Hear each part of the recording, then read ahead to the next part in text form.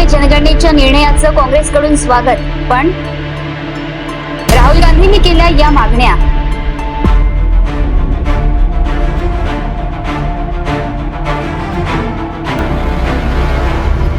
पंतप्रधान नरेंद्र मोदी यांच्या मंत्रिमंडळाने जातनिहाय जनगणना करण्याचा निर्णय घेतला आहे.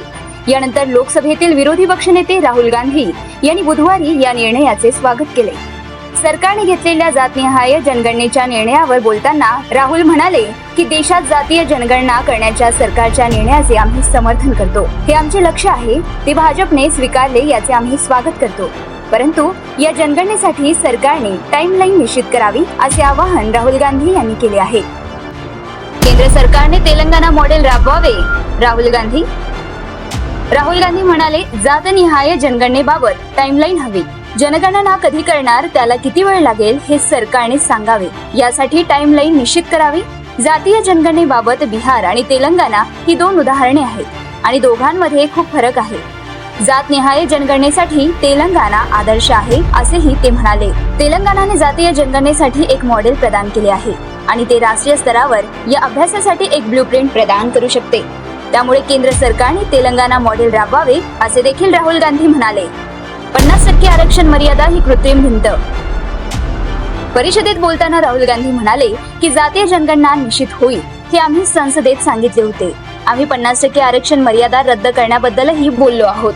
आरक्षणाच्या सीमेवर ही एक कृत्रिम भिंत आहे असे राहुल गांधी म्हणाले. जनगणनेसाठी एक टाइमलाईन हवी, राहुल गांधी म्हणाले. आम्हाला जातीय जनगणनेद्वारे देशात विकासाचा एक नवीन मार्ग आणायचा आहे.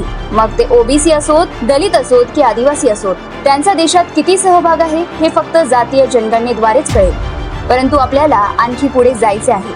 देशाच्या संस्था आणि सत्ता रचनेत या लोकांचा किती सहभाग आहे हे आपल्याला शोधायचे आहे.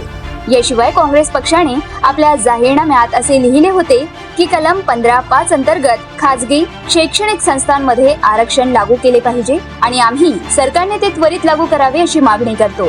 आमचा दृष्टिकोन सरकारने स्वीकारला म्हणून आम्ही त्यांचे आभार मानतो.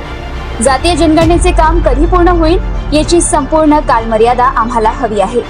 याशिवाय विकासात्मक दृष्टिकोन देखील आमच्या समोर ठेवला पाहिजे असेही राहुल गांधी म्हणाले. जर तुम्ही अजूनही YouTube चॅनलला सबस्क्राईब केलं नसेल तर ते लगेच सबस्क्राईब करा.